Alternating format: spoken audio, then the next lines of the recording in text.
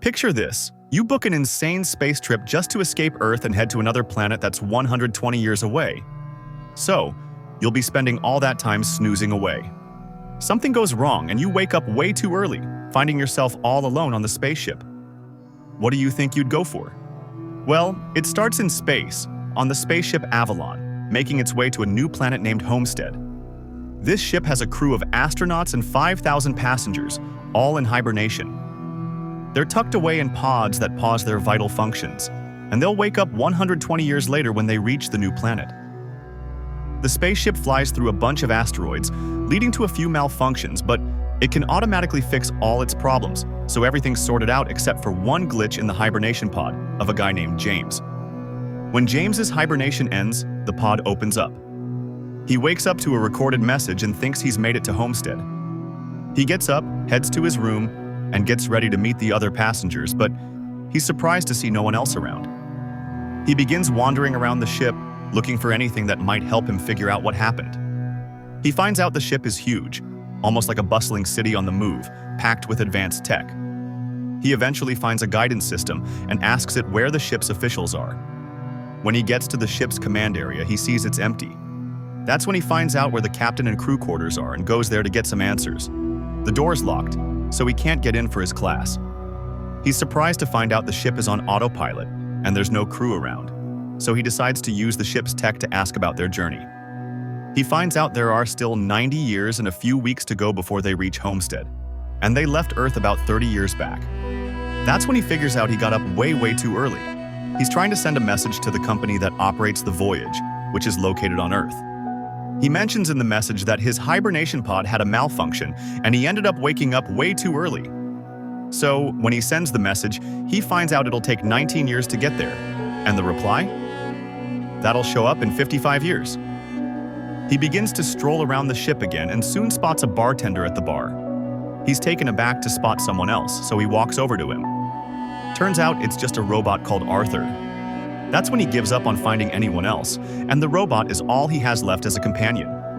The next day, he heads to breakfast but discovers that his class is limited to a specific meal, meaning he has to eat the same thing every day. He chooses to keep going. Since he's a mechanical engineer, he works on fixing his hibernation pod, but it just doesn't work, and he ends up getting trapped inside it until he finally manages to escape. He tries to open the pilot's and crew quarters, but nothing works. Days go by like this, one after another, with just the robot Arthur to chat with. He begins to share his troubles with him. Arthur tells him to make the most of life if he can't change it. So, James takes his own advice and sneaks into a first-class passenger room to stay in. Rather than sticking with his basic cabin, he begins exploring all the fun activities on the ship to have a good time. He plays basketball, dances, and grabs a bite at the ship's restaurants. His depression makes him neglect his appearance and the cleanliness of his surroundings. He just stops caring about anything since he's living by himself. A whole year goes by and he just keeps drinking since he's lost all hope in life. One day, he discovers a spacesuit that lets him step outside and truly experience space. He's secured with a rope for safety. He hurries to give it a go and loves the stunning view of space. But then, he chooses to take his own life. He's just about to open the door without the suit on. Right at the last moment, he pulls away and starts crying. Right then, he spots a hibernation pod with a woman named Aurora inside. He's immediately interested in her and quickly looks through the passenger files to find out more. He checks out her video where she talks about why she joined the journey.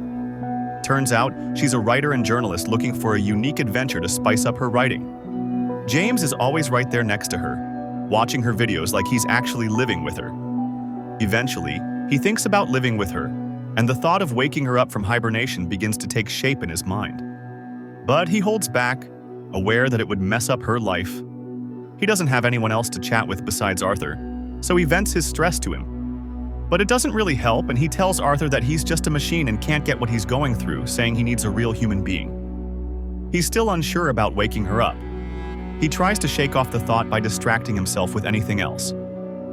He calls ChatGPT, but in the end, he just can't help himself and decides to wake her up from hibernation. He opens her pod and then quietly slips away before she notices him. Aurora wakes up and notices she's alone on the ship, which puzzles her until she bumps into James. He explains to her that there was a malfunction in his pod and shows her that they still have 89 years to go until they arrive. They got up way too early. She mentions they need to find a solution, but he shows her all the things he already tried and how none of it worked. When she learns he's been awake for an entire year, she begins to freak out. He reassures her and explains that going back into hibernation needs some special gear, just like what they had before leaving Earth. She's not completely convinced there's no way to fix it, but for now, she chooses to get some rest. James, meanwhile, is sitting with the robot Arthur, feeling bad for waking her up. He tells Arthur to keep it under wraps that James was the one who woke her, and to hold off on telling Aurora until he's ready to come clean. The next morning at breakfast, Aurora is shocked by the food he's been eating for an entire year. Since she's from the gold-class passengers, she gets him some nicer food. She begins to suggest various solutions to their problem, but he responds that he's already tried everything she brought up and none of it worked. She keeps at it, repeating all the steps he once tried without giving up. In the end, she chooses to go ahead and write the book she had intended to create about Homestead. Instead of sharing her new life there, she talks about what she's been through. She begins to establish a daily routine and ultimately chooses to write about James's experience throughout the journey and the reasons he joined the voyage in the first place. He shares with her that he's a mechanical engineer looking to kickstart a fresh life in a new world, one he can shape on his own terms. After that, they start getting closer and chatting more often. He discovers that she had booked a round-trip ticket.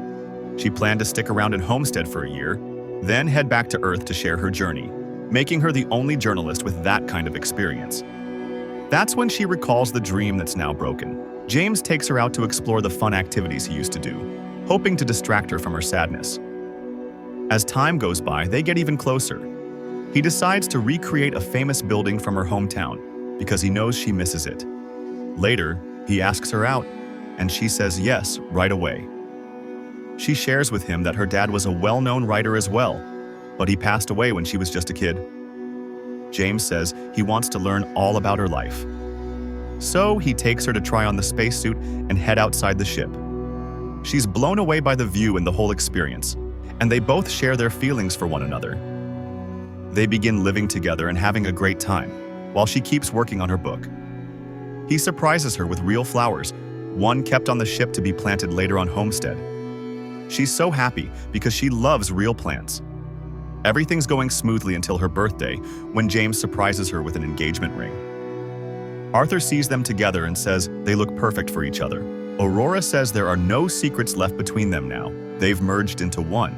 That's when Arthur accidentally lets it slip that James is the one who woke her up, and he shares how tough that decision was for James. She can't believe it and calls James out. When he doesn't deny it, she falls apart, feeling like he's ended her life. Whenever he tries to chat with her, she dodges him, and then she finally loses it and starts hitting him to vent her frustration. He talks to her over the ship's intercom, explaining why he did it, how much he was suffering, and that he was about to end his life when he saw her. So she kind of saved him, but she really doesn't care. She tells him to keep his distance, saying he messed up her life.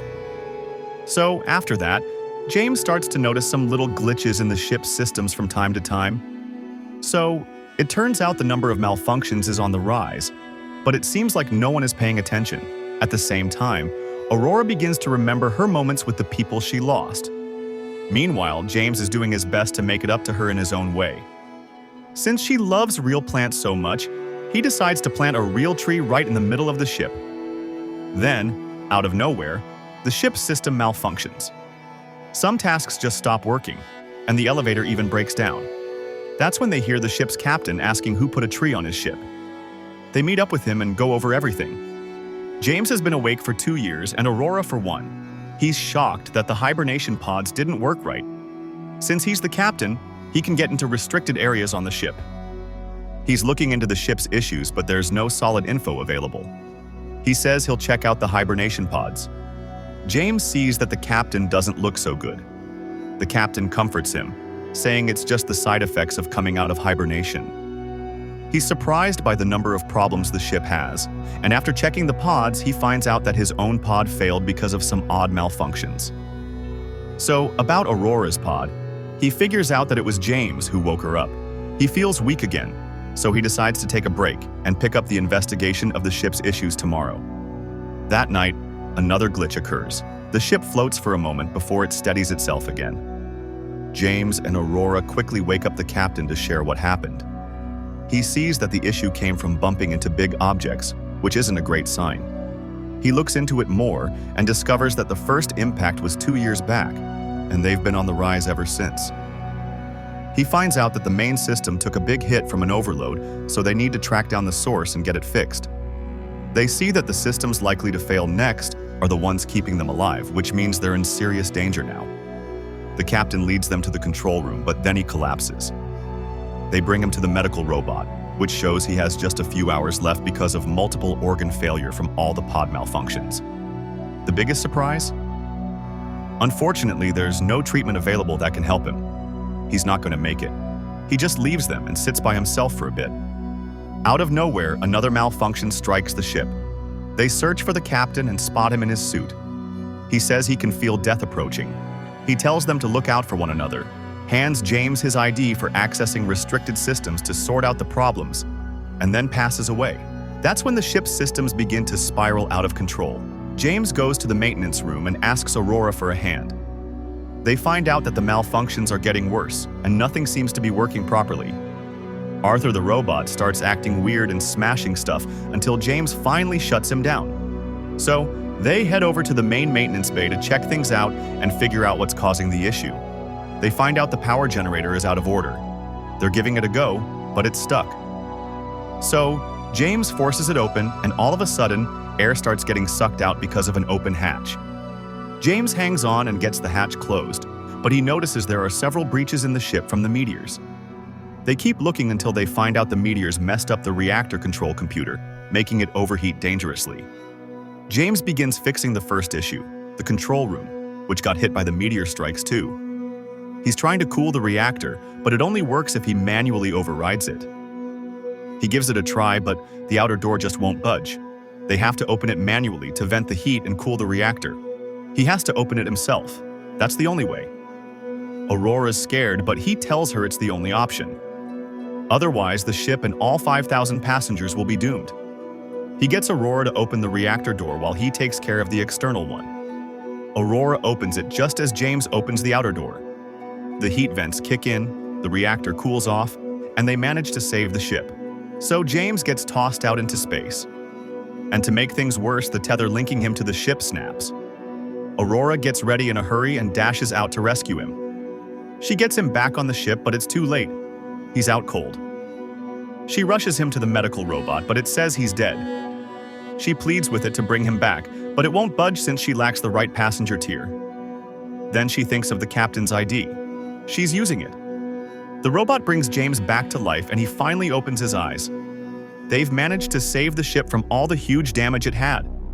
Then, they begin fixing all the things that got damaged. They honor the captain's last wish by sending his body into space in his suit. Later, James shares with Aurora that he found something while working on the ship. He discovered a hibernation feature in the medical robot. It can halt all biological activity in the body, allowing someone to enter hibernation again. But before she gets too excited, he shares the problem with her. Since there's just one robot, only one person can use it, James thinks she should go back into hibernation to wake up on Homestead and live her dream. Aurora tells him that would just mean he'd be alone, and when she wakes up, he won't be there. So, James decides to propose instead. He hands her the ring once everything on the ship is sorted out. She chooses to stay and live her life with him rather than going back to hibernation. After 88 years, the ship has finally made it to Homestead. The crew wakes up and is totally shocked to see natural plants everywhere on the ship. James transformed it into a huge garden. Aurora left them a recorded message along with her book, explaining everything that went down. She shares that rather than clinging to a dream of a distant place, they decided to transform their own space into a dream and created a joyful life together.